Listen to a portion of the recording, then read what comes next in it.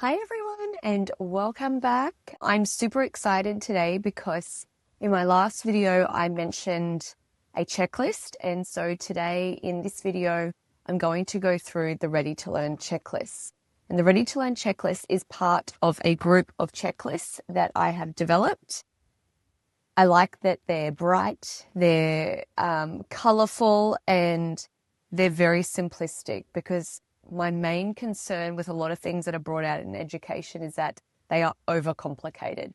So in order for me to put across how I feel about certain aspects of the education system, I always go for the simplistic approach. So my Ready to Learn checklist, I'm going to take you through it today. I'm going to have it up on the screen so that you can see a really simplistic viewpoint of how to get your students ready to learn, and just making sure that you're constantly thinking about these key aspects and what I consider to be the more important ones, because I know that there's a whole heap of them, but that's where we need to kind of declutter and simplify the process of getting students ready to learn. So I've broken up into two parts. I've broken it up into classroom and lessons, and I'm going to go through the classroom part first, okay? So with the classroom part, this is a Ready to Learn checklist, and it's a checklist to launch learning. So basically, every time that there's a lesson in the classroom, you would be thinking about these essential elements to the lesson and just ensuring that you're tapping off, doesn't have to be all of them, but the majority of them to get a successful lesson happening in your classroom, okay? So first of all, accessible. Is your classroom accessible to all learners?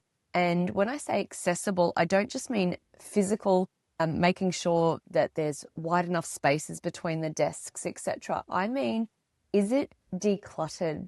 And if something is not bringing a purpose to a lesson, really think about, does it need to be in that environment then? Because it can honestly be overwhelming and overstimulating for some children to go into a classroom where there are things everywhere. The walls are covered, there's floor to ceiling, books, papers, and when you ask students to refer to something, a key indicator if your classroom is cluttered, if they can't find it and it's not quick and accessible, then there's probably an issue with cluttering happening in your classroom. So really think about the environment as a whole and think about, could it be a little bit more decluttered prior to a lesson happening?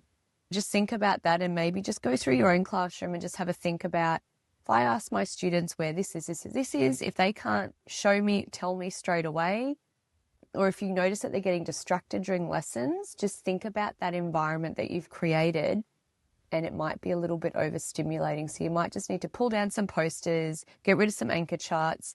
If they're not purposeful and they don't need to be hung up, get rid of them. They don't need to be there, especially if they haven't been co-created with the students to begin with. Definitely think about the furniture placement. Sometimes with lessons that I was giving, I would mix up the furniture for a specific lesson. Sometimes I would move the desks into a U shape if I really wanted to be that central focus, and I would sit in the middle of the classroom. Sometimes we would move all the desks back and we would make a big circle for learning. So just think about that prior to a lesson. Why does every lesson have to be students sitting at their desk and looking at the whiteboard or the screen? So just think about, how do you mix up your lessons? How do you make them more authentic and engaging? And sometimes it's to do with the furniture placement to begin with. Personalized for ownership. So what I mean by that is what I just mentioned before. If you haven't created a product that is up and hanging in the classroom with your students, then it probably doesn't need to be there. When they have that personalized ownership over something that they've co-created with you, it really makes it more authentic, and they will be able to reference it more easily in the classroom if they know that they have had a hand in creating it. So just think about what you have up in your classroom. And when I talk about personalized ownership, I'm really talking about, is there some type of reference in the classroom that is purely for the students? It could be something to do with their families. A wall of pets is something that I used to have, where we would have all our pets up in the wall, or even just a family portrait area where they would bring in something special from home, a picture. And it honestly just creates that sense of family in the classroom environment. And I've always found that students really react well to this because they feel like they've got that ownership in the classroom and you value their family, their life, and it makes that connection really authentic in the classroom to home. So just think about personalizing the classroom environment as much as you possibly can wherever possible.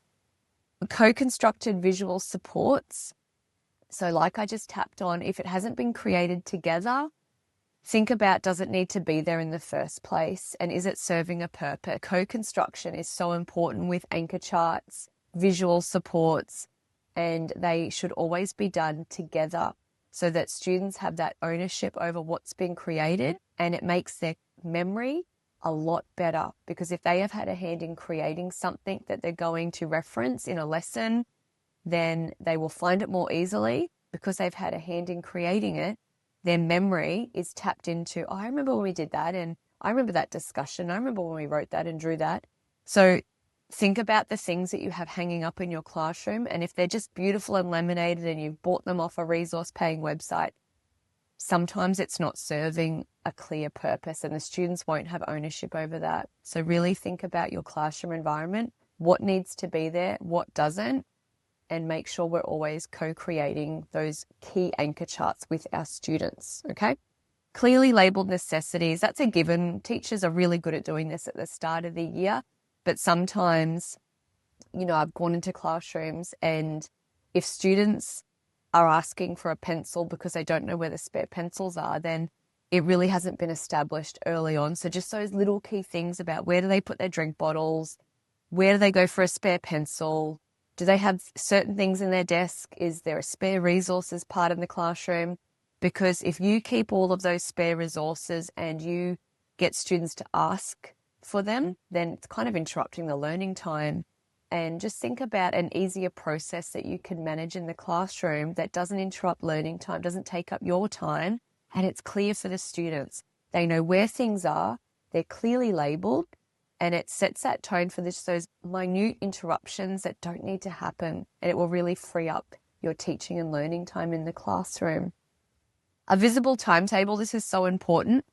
I always had mine just up on a bit of paper besides the whiteboard so that I could always reference it throughout the day, but always put in any changes that were happening, because children thrive on routine. They really like knowing what comes next, what's happening, why is there a change, where are we going to, who's that person. I always told them if there was going to be a relief teacher for a certain lesson of the day, and it really made their behavior a lot better because that routine and structure was always there. But I always made a point of at the start of the day going through the timetable and making sure it is visible for the students throughout the day. It was really interesting how many students would go up and just quickly look over that timetable before lunch, after lunch. They really like to know what's happening. And more importantly, if there are changes, you need to make sure that you converse those with your students, because routine and structure are key for behavior in the classroom. So just be mindful of those things. Those are my classroom checklists. And those things are just very generic and broad. But honestly, if you make sure that you're ticking off on all of those areas in the classroom, you will notice that your lessons run smoother. Behavior is fewer and far in between. And of course, we're always going to have those high level behaviors from certain students, but we're talking about the little behaviors that interrupt a lesson and learning time that really don't need to be there. When you're setting up your classroom and making sure everything is covered off and you've set up your classroom ready to launch learning, those little minute behaviors that can be eradicated will be if you make sure these things are being covered in your classroom prior to a lesson or learning occurring. Hope that helped. All right, the second part, we're talking about lessons now. So we've gone through the classroom, we're making sure the classroom environment is ready to launch learning, and now we're getting specific and we're talking about the lessons that we want our learners to be participating and engaging with. So I've come up with a brief, or what I think is a brief, checklist of essential elements to a lesson that if you go through and you check with your lesson and making sure, again, not all of them have to be there, but generally speaking, a lesson will have a majority of these things. If you're checking off and ticking, yep, doing that, or I forgot, I haven't done that in ages, I need to start doing that, you'll notice that there might be a change in the way your students are engaging and getting interest from your lessons. So just have a think about that. And when you're listening to this checklist, really be thinking about, do I do that? Did I used to do that? Have I forgotten to do that? Should I do that more of? I've never tried that. I might have a go at that.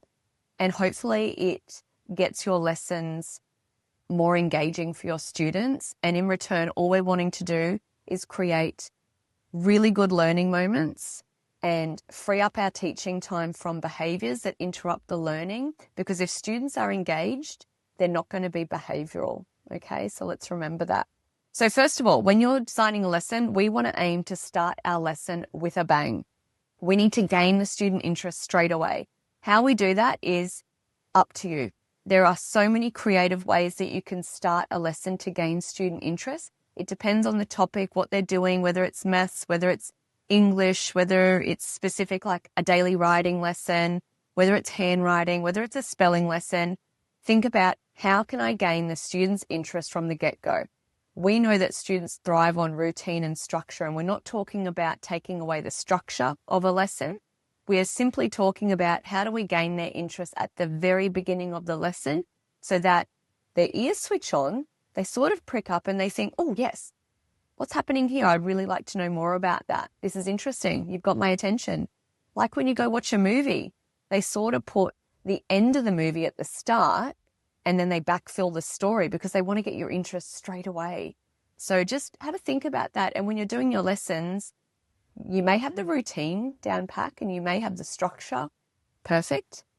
But if you're not starting with a bang and you don't have student interest straight away, you might need to think about, where's my hook? How am I getting those students on board with the learning from the get-go? All right. Next part, micro-learning. So it is a known fact that Generation Z and Generation Alpha, which are currently in our classrooms, learn in a completely different way to the generations before.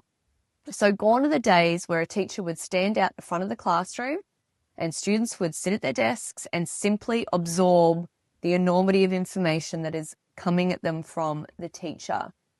And if you're finding that you're standing at the front and just giving out all the information and getting students to write in their books or writing it on the board, okay, everyone copy this down, you might need to think about a different way, because I guarantee you they can't retain that in their memory because it's not creating a memorable learning experience for them. So it is well known that Generation Z and Generation Alpha like to learn in short increments, so short bursts of learning. So if you are having students sit and just absorb that enormity of learning for, more than 20 minutes, it's too long. And you need to cut down on those increments of that information overload and think about, how can I deliver the information in short bursts so that I'm giving them a piece of information and then we're doing an activity. And then I give them another piece of information and then we do another activity. It also gives you that break in time to check in with your learners. How's everyone feeling? How are you going? How'd you go with that? Any questions? Can I model this again? And it breaks up the lesson. I cannot say how many staff meetings, professional development days that I've been to where I have sat and just had someone at the front being spoken to, walked away, and I've probably only absorbed one or two things. And the one or two things that I absorb are mainly when the person stops talking and I get to practice hands-on in a kinesthetic way. So really think about that and how you're structuring your lessons. How do we cut down on the information overload for our students? Because I guarantee they're probably not absorbing all of the information we're giving them. So just have a think about that. Active learning, note-taking and summarizing. This is really important because it is almost like a comprehension method. When we can stop and take notes and make sure that we're getting the key parts of the information that we are getting, it puts it into a way of learning, and it is definitely a visual and a kinesthetic way for learners to learn. Same as when we as adults sometimes we're on the phone and we're listening to information or we're in a meeting, we will sit there and we take notes about the key things that stand out to us. Same thing for learners. So sometimes it's good just to give them their book and they can write down whatever notes are pertinent to them and they feel that's important, instead of you putting a whole lot of information on the board and saying, okay, everyone copy down the same information, because what is key information to one learner may be completely different to another learner. So just think about that. Retrieval practice for memory through games and activities. So definitely get your students working, teams, pairs, or even independent games and activities as a way for them to practice the information that you're giving. There's so many different ways you can do this. A lot of it is coming out in spelling games, but we need to tap into English, math, science, HAS, all those other learning areas that we know, okay, there is an opportunity for a game and an activity, and it's a way that you can check in with your students to see if they're understanding the content that's being delivered. It also is a bit of a brain break for students as well. Mind maps and scaffolds for learning. Much like note-taking, mind maps create that comprehension method for a learner where it's sort of like a visual for them. They can draw their own mind maps and it scaffolds their learning in a clear and concise way instead of getting a burden overload of information that they just have to copy down because you tell them to on the whiteboard or on the bit of paper that you say, okay, everyone copy this down. They're not retaining that. It is busy work, but it's not work that's actually going to stick in their core memory up here. They need to be getting that information in a different way other than just copying it down off the whiteboard or the screen, because that's not going to stick in their memory. Okay, so mind maps and scaffolds are really important as a visual, and they can map their own thoughts and feelings about their learning, and they will write down what they think is key to their learning. I'm really sorry, my dogs are running around in the background. It's like their playtime, so we'll just have to let them keep doing that because I can't control them right now. It's their break time. Technology use and gamification opportunities. This is just a given. We know students like using iPads for learning and technology use. That's just a given, but how do we use it in a purposeful way through gamification? Gamification is a really good way to practice information and to deliver learning in a different and diverse way. So if you're not familiar with different ways of providing gamification in your classroom, definitely check in with your IT crew in your school or look at getting some professional development, because there are a plethora of ways out there. And when I say gamification, I'm not just talking about using Kahoot or another method of just doing a quiz. We know students like that, and I'm not saying to not use it, but I'm saying that that's not the only way to deliver gamification. There's so many other avenues, so definitely look into that, because you can tap into a different way of learning, and students, I guarantee you, will be on board with gamification. They're our digital natives. Let's not forget that they were born into technology, and where we can deliver information in a gamified way, you will grab their attention. Explicit instructions, short, concise, and repeated. It is so important to keep information to a bare minimum in the classroom, because their memories are only going to absorb what they think are the most memorable parts. And it will definitely be the hook in the lesson if you start with that really good bang and you get their interest straight away. But as throughout the lesson, when we're giving our instructions, you just need to keep them short, concise, and make sure you keep repeating them and ask students to repeat them back to you just to check in. Do they actually understand what I want them to do? And do I know what they think they have to do? Those continual check-ins will free up the teaching and learning time in the classroom, because you know that they'll understand if they're repeating it back to you. Clearly communicate the purpose and aim of the lesson. This is so important. If learners don't understand the purpose and aim of a lesson and it hasn't been made clear to them, then they don't see the purpose in learning it. It's as simple as that. So maintaining that there's that clear start to the lesson. Once you've got their attention and start with the bang, what's the purpose? Why are they learning this? Where can they use it? What's it going to be useful for as a lifelong learning skill?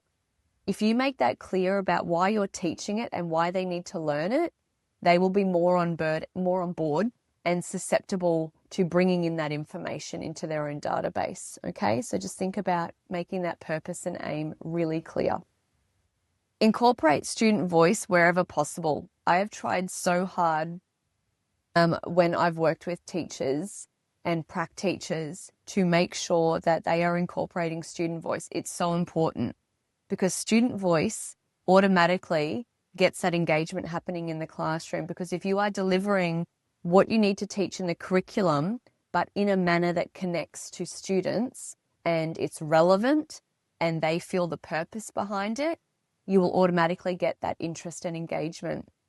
So for example, if the students have to do a persuasive advertisement on a country, and in the curriculum, your team has already said, okay, everyone's doing this country, because we all want to make sure when we're moderating, we're all doing the same and it's easier for us as teachers. Yes, it might be easier for you and it might be easier planning wise. However, you've taken away that opportunity for interest and engagement from your students by not giving them a voice in what country do they have an interest in. And perhaps you will get better assessment and it will be easier to moderate and mark, because when you get better engagement from your students, you get better assessment and it gets easier to mark when the work is more authentic. So I really invite you to think about not having units that are based around one text or one key item. It's really important. When you have the base curriculum and you have the assessment that they need to refer to and get marked against, that's a given. But we should be freeing up the space of how they get that assessment done for student voice. And you'll get better connections. They'll see the purpose more when they get freedom of choice.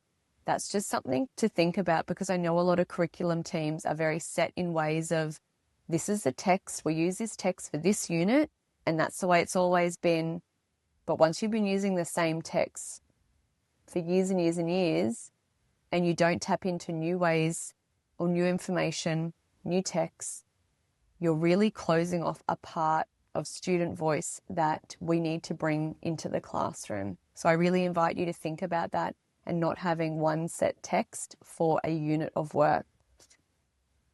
Allow for meaningful on-the-spot learning to occur. So just real-life connections. This happens day to day. So students will come in, it might be someone's birthday, a big event happened on the weekend. They might have got a brand new sibling into the family. They might be new to the school. They might be having a big event like a sporting event in their life, and they want to share that. They want that connection from their personal life to school. And the moment that you can invite that space to be open for students, you will make connections well beyond the learning in the classroom. You'll get those real authentic connections with students, which is what they value. They love having those connections. And those relationships are so important, because when you have that, you get respect. And when you have respect, you get less behavior in the classroom, and it all works together to make a really good, positive learning environment. So I invite you, wherever possible, to bring in those real life connections to your lessons. It will really tap into an area of the students' lives that they enjoy bringing into the classroom that maybe isn't happening, and they think that they can't tell you about what's happening in their personal life because there's no space for that. So really think about a moment in the classroom where you can open the floor up to what's happening, what have you been doing, not just through daily conversations, but through lessons as well. It will really help behavior, connections, and build that classroom rapport in the classroom, okay? Variety of learning styles, kinesthetic, visual, auditory, and of course, read-write. We tend to do a lot of read-write in the classroom, but always be mindful, are you tapping into the other ways of learning? Do you have hands-on learning for those kinesthetic learners? Do you have a lot of visuals happening in the classroom? And again, make sure you're building those visuals with your classroom. Auditory learners, just think about your voice in the classroom and when they have access to hearing your voice. A lot of teachers started getting recordings in the classroom, and that's okay, but you always have to remember that students like hearing your voice. So if there's a text and the text is an audible, just think about mixing it up. One day you read it and one day they listen to the audible, because it's really authentic when you can bring your own voice into the classroom as a learning moment. And last of all, multisensory, just engaging all the multiple senses in learning. This is important for tapping into the different learning styles. I remember when I was a prep teacher, and one of the adjustments that one of my students had was to do their weekly spelling list in chalk out on the cement, because they liked the feel of the chalk, and it was a bit of a sensory thing, and they were learning their spelling words at the same time. And one day another student came up to me and said, why can't we all do our words in chalk? We would like to do it as well. And I thought, yeah, why can't you? It is a sensory thing.